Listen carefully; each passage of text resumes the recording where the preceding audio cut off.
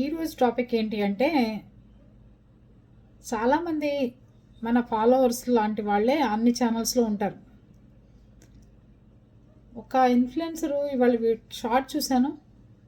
ఒక 5-6 బ్యాగులు బట్టలు తెచ్చి హాల్లో పడేసి ఒక మెట్ల దగ్గర, ఒక పెద్ద ఛానల్ అనమాట. మీరు ఎప్పటి నుంచో నా డ్రెస్సులు అడుగుతున్నారు కదా, ఎప్పటి నుంచో నా చీరలు అడుగుతున్నారు కదా. ఫస్ట్ డ్రెస్సులు చూపించిన, చీరలు చూపించిన, ఏది చూపించను అదొక షార్ట్. మా అత్తమ్మ స్వీట్ చేసింది, లేదంటే మా చిట్టి తల్లి ఏడ్చింది, మా చిన్ని తల్లి బొజ్జుంది, మా బుడ్డోడు నిద్ర లేచాడు, మా బుడ్డోడు పడుకున్నాడు. ఇది వీడియోలు. అర్థమైందా? దాంట్లో ఉపయోగపడే వీడియో ఒక్కటి ఉంటే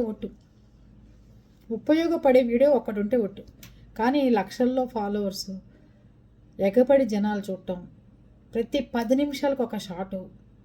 ఆ ఛానళ్ళు యూట్యూబ్ తెరవాలంటే భయభ్రాంతులకు గురైపోయి కళ్ళు మూసుకుని నిద్రపోతే కానీ సారడాన్ వేసుకుని అవి కూడా బ్యాన్ చేశారు. తలనొప్పి తగ్గట్లేదు. ఆలోచించండి. వాళ్ళ చీరలు వీళ్ళ చీరలు మీకెందుకు? మీరే మీకు గొప్ప, మీ ఇంటికి మీరే మహాడాలని. అర్థమైందా? చీరలు బాగున్నాయి అనుకోవడం తప్పు కాదు, బాగున్నాయని కామెంట్ పెట్టడం ఇంకా బాగుంటుంది, కట్టుకోవాలనిపిస్తుంది, కొనుక్కోవాలనిపిస్తుంది. కానీ ముష్టి చీరలు ఎవడో ఇన్ఫ్లుయెన్సర్లు అందరికీ షాపులంబడిపోతే ఇచ్చిన డ్రెస్సులన్నీ తీసుకొచ్చి మనకు చూపించి మనం కొనుక్కోవాల్సిన అవసరం ఏముందంటారు? ఏమంటారు మీరందరూ? ఓకేనా?